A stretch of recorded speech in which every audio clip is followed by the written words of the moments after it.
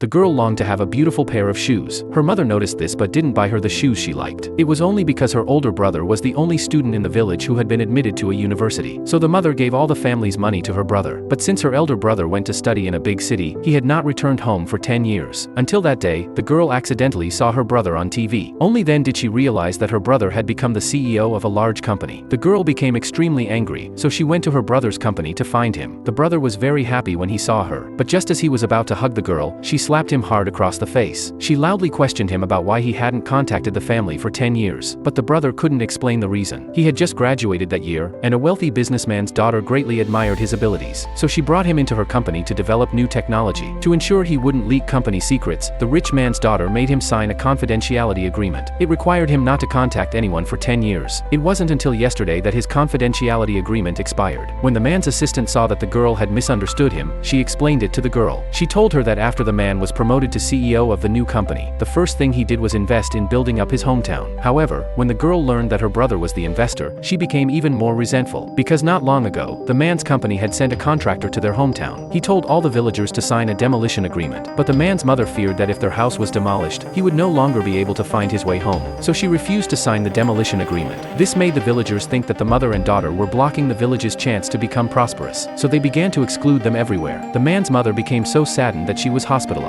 When the man heard that his mother was sick, he immediately followed the girl to the hospital. But they didn't expect that the villagers, in order to force the mother to sign the demolition agreement, had taken her out of the hospital. When the villagers saw the girl return, they ran away immediately. After learning that his family had been bullied by the villagers all these years, the man decided to punish those bad villagers. Soon the man found those awful villagers and demanded that they apologize to his family. However, the villagers didn't know who he was, so they arrogantly mocked him for meddling in their affairs. They bragged to the man, saying that the contractor was their friend. The man angrily scolded them for their stupidity and told them that he was the contractor's boss. Since the man couldn't immediately prove his identity, the villagers didn't believe him. Seeing that the villagers refused to apologize, the man ordered his bodyguards to teach them a lesson. Just then, the impatient contractor arrived at the scene.